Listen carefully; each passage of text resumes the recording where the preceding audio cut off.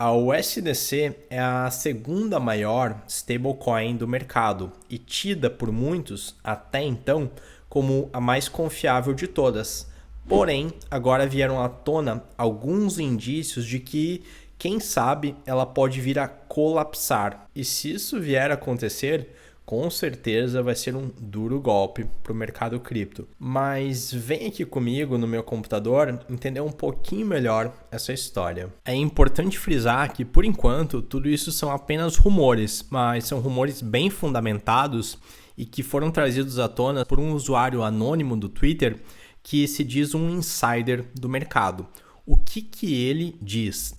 Ele criou esse infográfico que ilustra a tese que ele está levantando. Para quem não sabe, a Circle é a empresa responsável pela emissão de USDC, que é uma stablecoin lastreada em dólar. Então, os consumidores, em geral, quando querem entrar no criptomercado, eles trocam o USD, que é o dólar fiat, por USDC, que é uma das criptomoedas, uma das stablecoins lastreadas em dólar, beleza? E o processo contrário também, quando a gente quer converter criptos para dinheiro fiat, a gente faz esse processo inverso. Mas para esse processo de conversão em dólar stablecoin para dólar fiat e vice-versa, a Circle precisa do intermédio de instituições bancárias, e é aqui que está o X da questão. Para aumentar a capitalização de mercado do USDC, a Circle acaba tendo prejuízo. Por quê?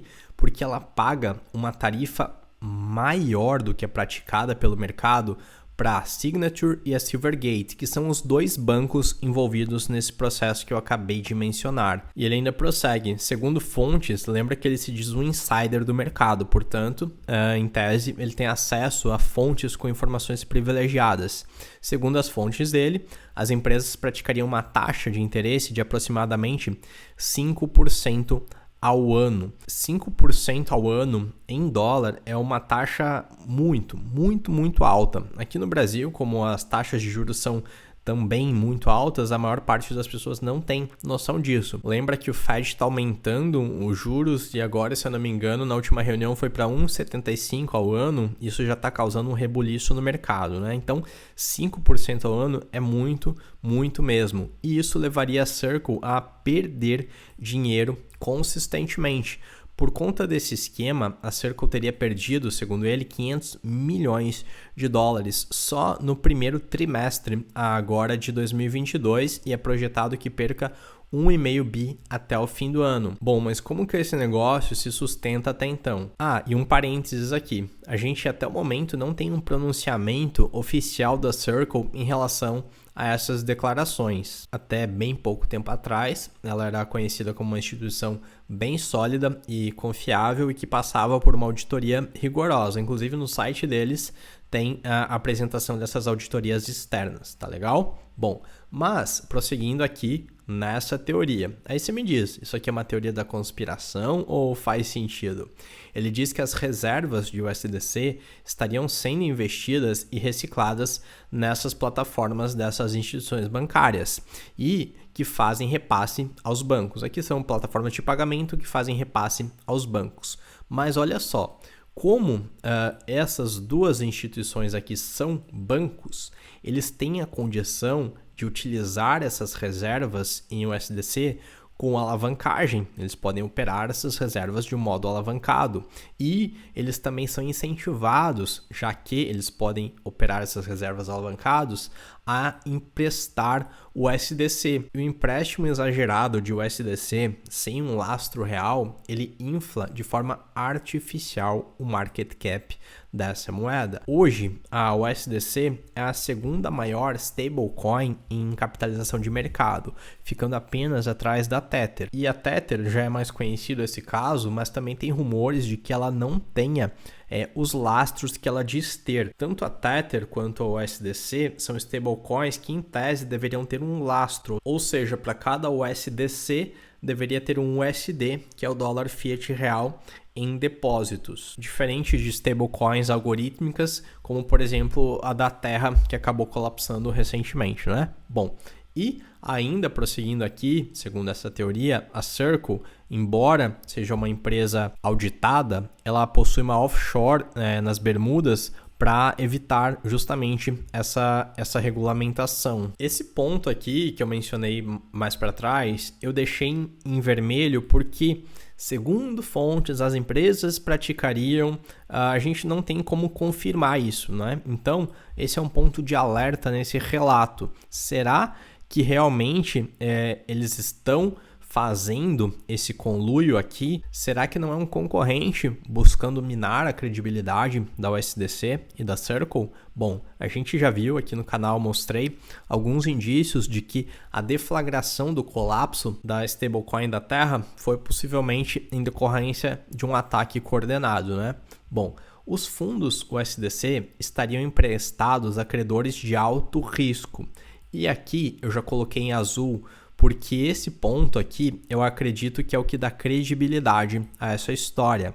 Se você viu vídeos anteriores, tem um vídeo que eu falo, será que vai ter quebradeira geral? Bom, os fundos em USDC estariam emprestados a credores de alto risco, clientes como BlockFi, Celsius, Three Arrows Capital, entre outros. E isso aqui faz sentido. E a gente sabe que várias dessas empresas estão realmente com problema de liquidez, estão com muita dificuldade de se manterem solventes. Isso aqui é um elemento que dá credibilidade a essa história. E se isso tudo for verdade, a gente pode estar realmente diante de um verdadeiro esquema Ponzi, de pirâmide. Volto a dizer, quando a maré tá baixa, a gente sabe quem estava nadando pelado. No mercado altista, muitas vezes esquemas fraudulentos não são tão fáceis de se identificar, porque eventuais operações como essa, que geram prejuízo, elas são mascaradas com o financiamento através de empréstimos e mais empréstimos alavancados, especialmente a players que estão dispostos a tomar mais risco. Repito, por enquanto, a gente tem só um lado da história. A gente tem apenas a versão desse usuário anônimo no Twitter que se diz um insider. A gente ainda não tem um pronunciamento oficial da Circle. No entanto, se isso tudo aqui se provar verdadeiro, isso pode ser um duro golpe no mercado cripto. O mercado cripto vai acabar? Eu não acredito sinceramente nisso. Seria um duro golpe, iria realmente abalar o mercado cripto, a credibilidade do mercado cripto, as DeFi iriam sofrer bastante, mas não seria o golpe mais duro que esse mercado sofreu até hoje. Bitcoin em particular e o mercado de um modo geral já passaram por várias situações bastante complicadas antes e se demonstraram resilientes, e sempre que ressurgiram mais fortes. Eu acredito que não tem por que dessa vez ser diferente. Isso é claro, se isso tudo aqui vier a se confirmar. Voltando aqui o foco um pouco agora para o Bitcoin exclusivamente. O Bitcoin é um ativo que é matematicamente programado para ser escasso e ninguém tem como mudar essa escassez. E à medida que o tempo passa, a adoção do Bitcoin vem aumentando. A consciência sobre a existência e as funcionalidades do Bitcoin vem aumentando. Se a gente tem um ativo escasso e cuja demanda é crescente, a gente tem aqui uma receita para o aumento de preços. Já outros ativos, como por exemplo Ethereum ou Aave, se preferir, eles são aplicações tecnológicas que possibilitam casos de uso reais, solucionando dores reais do mercado. E no longo prazo, o que determina a expansão e a consolidação de um mercado é o valor que ele é capaz de entregar. E agora que a gente voltou para um período de maré baixa, a gente está vendo que no último bull market estava nadando pelado. Agora a gente vê quem não tinha substância e está havendo uma depuração dos bons projetos, tá legal? Mas me diz aí, você acredita que essa teoria aqui faz sentido ou você acha que é um concorrente potencial da USDC buscando minar a credibilidade dela e com isso acabar tirando vantagem e ganhar espaço de mercado? Qual é a sua opinião? Antes de assistir o próximo vídeo, diz aí o que você acha. Um grande abraço e até mais!